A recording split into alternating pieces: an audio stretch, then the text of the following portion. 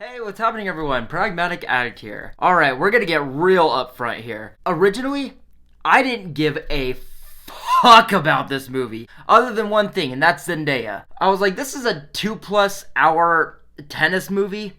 Next. But the more I actually saw from this movie, learned about this movie, and heard about this movie, I actually got really amped for it. So this film's premise reads, Tashi Duncan, a former tennis prodigy turned coach after a career-ending injury, is married to a champion on a losing streak. Her strategy for her husband's redemption takes a surprising turn when he must face off against his former best friend, who is also Tashi's former boyfriend. So that right there, obviously very crafty, twisty, tense, layered. Now I do want to state, I can dig a tennis movie, albeit should it have some grit, drama, backbone. For example, I actually dug Borg v McEnroe when that was a thing. In this one, yeah, I will go that extra mile. Just to clarify, this is an R-rated erotic thriller of sorts from Luca Guadagnino. Also clarifying again, the more I learned about this film, the more it actually had me keeping an eye on it, more than your average sports film. And just like that, with all that out of the way, guys, let's get into challengers.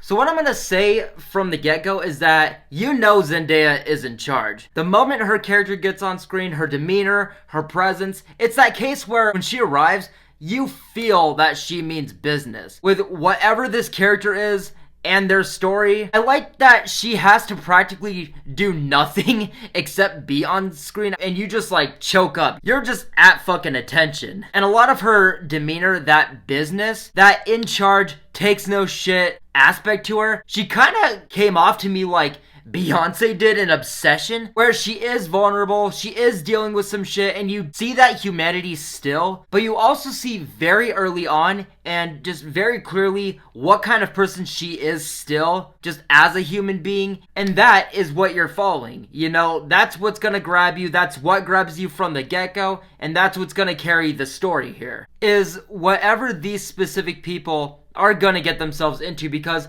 all you know is that there is some shit. And all you know is these people mean fucking business, particularly Zendaya. So it's a bit nerve-wracking and even anxiety-inducing and toxically humane in like, I would go as far as to say like at times, a Safdie Brothers-like picture. But also Zendaya's character particularly, how serious she takes her tennis and how she uses these men to get her tennis and also how it also brings the tennis out of these men. And I really do gotta amp Zendaya's casting up because she's always been a genuinely like witty and playfully snarky person, but as a gritty drama, she really got to tap into that in an intense way that felt natural. But going back into the humanity of the story, as well as the nerves, leaning further into that, is that all I had mentioned before this, that was just my initial thoughts. We haven't even gotten to the men that are included in this story, which I am gonna say, for an erotic tennis movie by Luca Guadagnino, you'll probably expect this to be somewhat tense to a degree, but I didn't need like a whole humane 2-hour plus story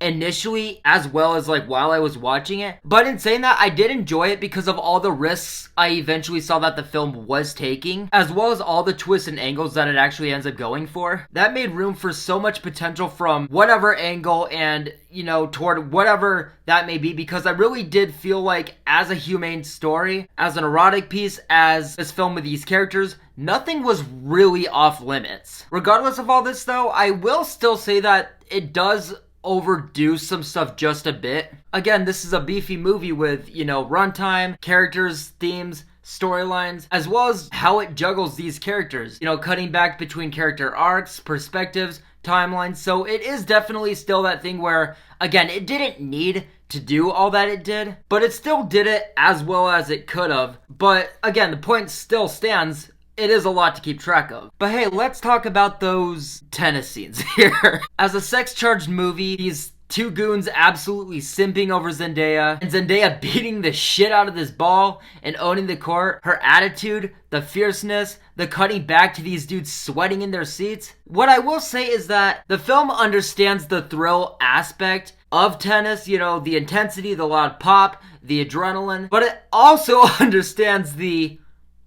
urges, the adrenaline of something sex charged. And with those things in mind, Zendaya being an absolute beast of a tennis player, but also a woman with grit and power, and having two goons just as puppets from the get-go, the movie is perfect at balancing those two and doing these tennis segments and giving whatever those feelings were that I got. And what I really admired was initially, and I think some people may also have this thought somewhere, was that like, why a tennis erotic film? Why not just do one or the other? And with how I described those tennis segments, I was like, okay, well, that at least works for some sex-charged tennis, but it's also a story about relationship in general. For example, there's a scene where Zendaya's character says to one of the tennis players, "You're not a tennis player. You don't know what tennis is. It's a relationship." So you really see the movie's themes here. Desire, how you view something. True intentions with whatever it is that you want,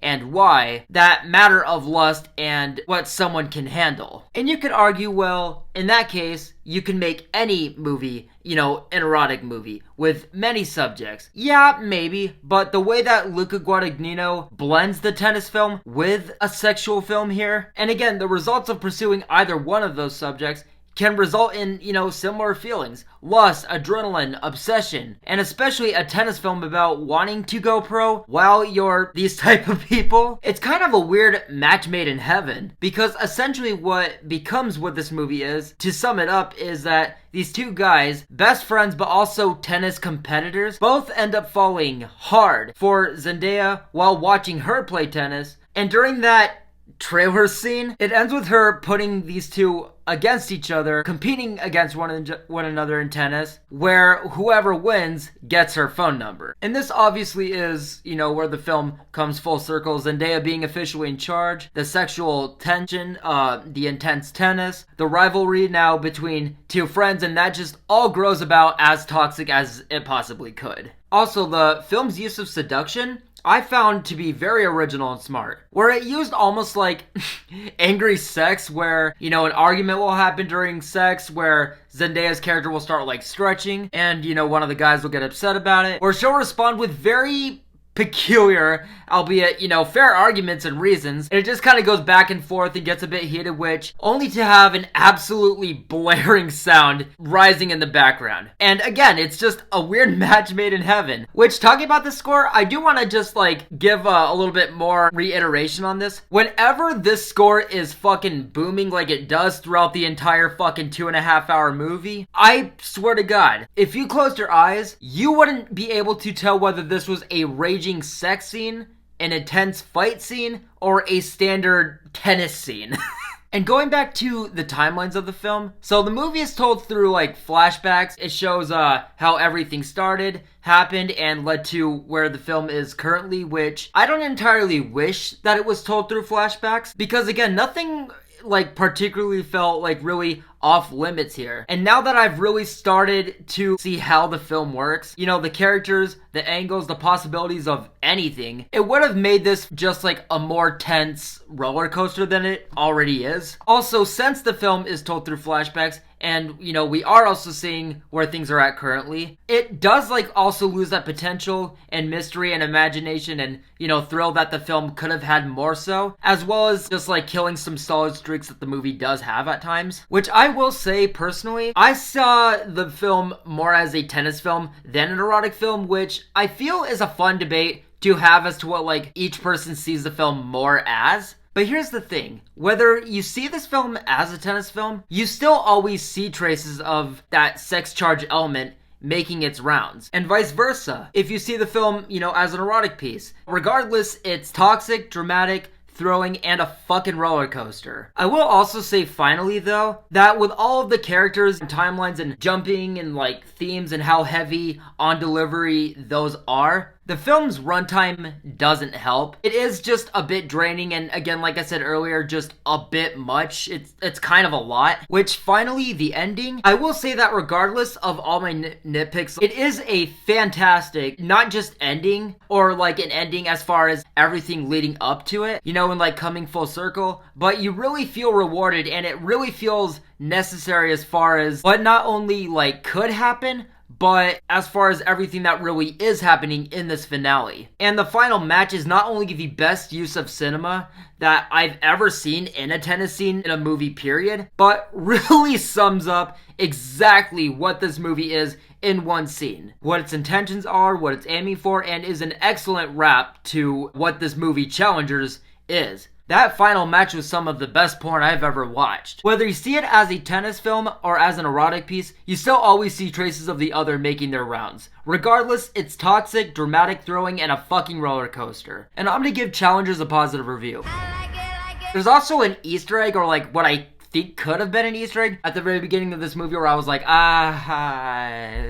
I don't know if she was involved in that specifically, but I still found it cute just as like a somewhat little nod, which you guys will catch, I'm sure, when you guys watch this movie. But yes, guys, that is going to do it for my review of Challengers. I would love to hear what you guys thought about this movie down in the comments below. But with all that being said, guys, I'm going to wrap it up here, and I will see you in the next video very soon. Take care and be safe.